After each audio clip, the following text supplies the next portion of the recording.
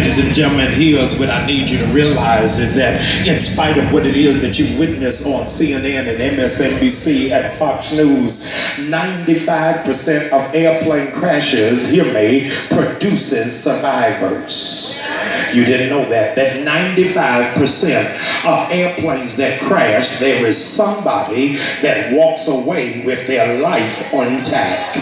And it's hard for you to tell because you're sitting on a road with people who got on their church face and you've got no clue and no evidence that they've come through a crash, but you were sitting next to somebody who survived being laid off, survived having their heart broken, survived being in an unsupportive family, survived being stabbed in the back by phony friends, survived being hated on by church members, survived having their dreams short-circuited, survived going through pains and problems and sickness, divorce and diseases and death. But by looking at them, you got no evidence of it because they're able to say, I walked away with no scratches. And you ought to just be shouting because folks got no idea what you had to walk away from, but you survived the crash.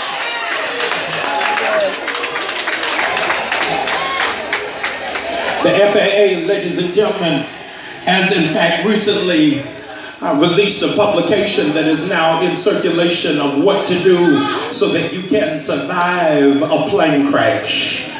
And ladies and gentlemen, they say to you, hear me, that your probability for survival goes up, hear me, by 40%, watch this, based off of where you sit on the plane. So if you sit in the back of the plane, you have a higher possibility of surviving. This is not for everybody. Some of you need to know you are not being public punished.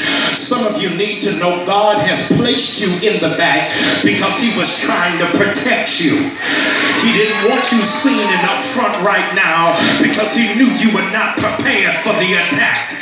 And that's why some of you are getting blessed because you come to church and you ain't trying to be in the clique, you ain't trying to be in the circle, you ain't trying to be in Bishop's face, you just trying to get your word, mind your business, and go home. And God said, those of you who've been in the back of the line, your seat is about to change. I'm getting ready to shift you to the front of the line because I wanted to see if you would be faithful over a few things.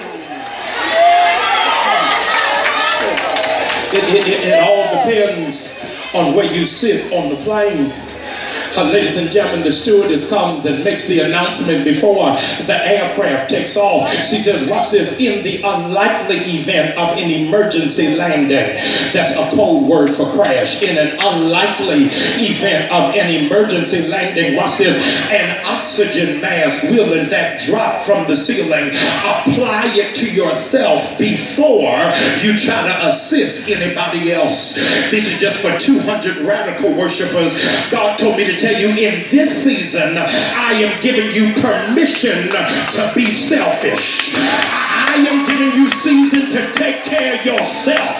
You've been doing everything for everybody else, but the Negroes didn't appreciate it.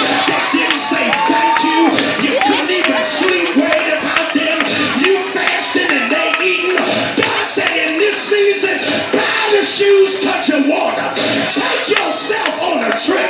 You gotta do something for you because you poured out already. Be seated, please. He said, this is the season that I got to do something for myself. Would you elbow your neighbor, tell him this next shout is not for my kids. It is not for my bishop. It is not even for you. But when I give God this next shout, it's for a Jabez anointing. Lord, bless me indeed. I need you to enlarge my territory. If you need God to do something for you before Labor Day, I want you to shout for yourself. Like, God, you gotta do this for me. I can't hear nobody. I need you to shout like the raise is for you, like the promotion is for you, like the 5-tag Tiffany ring is for you. You ought to shout like I'm doing this for myself. Hallelujah. seated, please. Says, in the event of an unlikely emergency, watch this. It says, leave your belongings.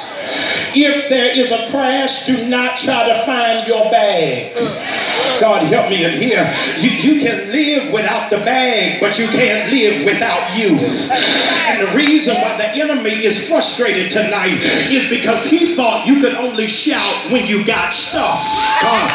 But he didn't know there were some crazy crazes in California that can shout after I took a loss. I'm talking to those of you, you ain't balling like you used to.